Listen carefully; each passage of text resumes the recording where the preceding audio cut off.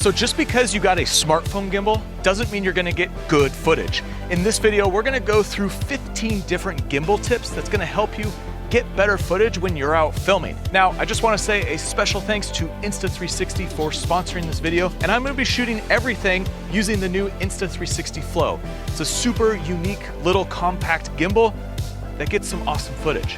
So let's get into it.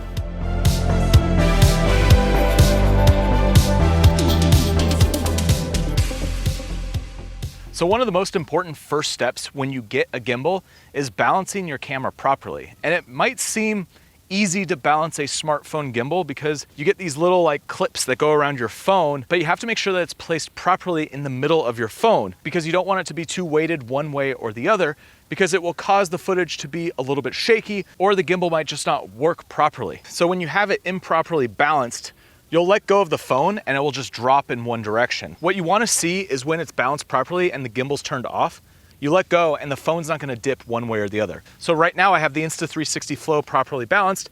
I tip it to one way, the phone doesn't move. Now the next tip is all around how you move with a gimbal. So if you're physically gonna move in space, like walk around, well, you have to do the gimbal walk. And there's a couple ways to do this. I'm gonna show you the way that you can do it for longer periods of time. And then also there's what's called the ninja walk, which a lot of creators will talk about, but it's very much used for short periods of time because you're like hunched over. And so let me explain. I'm gonna walk over here. So when you're walking with a gimbal, you don't want the gimbal doing this, bouncing up and down. And when you walk normally, there's a natural bounce to your walk. So if you wanna get smooth gimbal shots, you wanna make sure that everything is moving smooth. So one way to do a smooth gimbal walk is the ninja walk. So you get down low, and you kind of walk like a ninja, trying not to move your body up or down. And you can see that this is kind of an awkward position. It puts a lot of stress on your legs, and you're also hunched over. So you could do it for short periods of time, but if you're going to be operating for a longer period, say you're walking through a whole scene, and you wanna like go all the way over there to the trees and then back around, well, doing this ninja walk might not be the best way to do it. So the second way you wanna move with a gimbal, it's called heel toe. So you're gonna keep yourself more in an upright position so you're not like hunched over. And then you just wanna heel toe your feet one in front of the other, trying to keep your upper body completely stable. And then you're gonna use your legs to be able to propel yourself forward, but not bounce up and down too much. So it just takes a little bit more focus on what you're doing with your body to keep your footage super smooth when you're walking. So for the next tip, it's all about hand placement.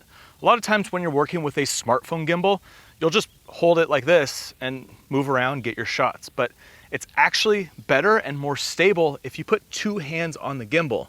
Now, one thing that's really cool about the Insta360 Flow is that there's an integrated tripod and the handle extends so that it's longer and it extends again to allow the tripod to come out. But with this fully extended, you put one hand on the bottom, one hand on the top where the controls are, and now you have a much more stable control when you're filming. If you're working with another style of smartphone gimbal, you just hook a tripod on the bottom and it gives you that longer extension arm. But having this Insta360 Flow makes it so that I can have two hands on the gimbal and then I can focus more on keeping it super stable with my upper body when I'm doing the gimbal walk. So the next tip when you're operating a smartphone gimbal is you wanna actually look at your screen. Now, I know that might sound obvious, but when you're operating, you could get in this habit of just thinking that you're gonna get smooth shots and just everything's gonna be good because you're using a gimbal, but that's not the case. You still have to be very specific with what you're shooting and how you're shooting it. And so you just wanna make sure that you're paying attention to your screen and watching your shot. So if you're walking through a scene, obviously you have to be cautious of what's going on around you, but don't just look at everything around you and forget about the camera. Because depending on which gimbal mode you're working with, the camera might shift. And if you're not paying attention, you won't know that the camera's shifting left or right or up or down. So the next tip is to do your shot multiple times. So you have a gimbal, it's super smooth. You come up from the palm trees and down to the beach, and then you move on. Well, ideally, you don't wanna do that just once because you might not get the shot perfect. So you wanna do the shot multiple times. Try it a few different ways, try different pacings, different speeds, so that you can make sure that you get the movement perfect and it looks great. It only takes a few extra seconds to do the shot one more time. And in a way, the first time you do the shot is practice, and the second and third time you do the shot, you'll perfect it. The next tip is don't always shoot in full auto. If you're going from a scene where it's super dark and something's close to you to a scene where something's far away and it's super bright, you're gonna see the camera settings auto fluctuate. So in these kind of settings, you wanna set the camera to manual so that your exposure is not fluctuating up and down, and also your focus isn't focusing on something close and then something super far. Now, the next thing you wanna think about is one shot at a time. And so when you're out filming, you don't wanna just wander around with the gimbal and just kind of move the gimbal all over the place and think that you're getting good shots. Rather, you wanna focus on one intentional shot. So say this giant bunny back here, well, do an orbit around it. So you're focusing on just one movement where you're taking a circle around the bunny. And then next, maybe you want to walk down this path over this bridge. So you're doing a push in forward, down and over the bridge. You're thinking through your shots more like a filmmaker rather than just walking around wandering aimlessly with your gimbal. The next tip is you want to be intentional with your composition. So don't just point the camera at your subject and just shoot kind of a wide shot and always center frame whatever you're filming. Right now, I'm in this really cool tunnel and I'm center framing because of all the leading lines that lead directly to the center. But there are times where you don't want to have everything fully centered. So in the Insta360 app, you can turn on the grid lines, which is going to show you your different thirds. And what you'll want to do is put your subject on one of the lines on either side. And that's going to give you an interesting composition that's just pleasing to the human eye. And a lot of times you'll often see that the subject is in one of these thirds instead of directly centered. And also what's cool with the Insta360 flow is that when you turn on your tracking, you don't always have to track your subject dead center. If you use your joystick, you can push that subject to one side or the other, so you can use the same rule of thirds technique even when you're tracking a subject.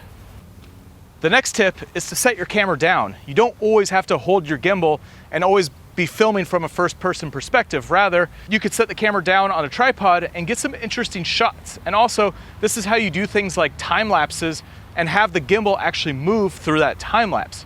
The cool thing with the Insta360 Flow is that there is a tripod built into the bottom of this gimbal. And so sometimes it's a great idea to just set the camera down on a tripod and not always be moving with it. So my next tip is to use an extension pole with your gimbal so that you're not always shooting at eye level. With the Insta360 Flow, it's actually built into the gimbal itself.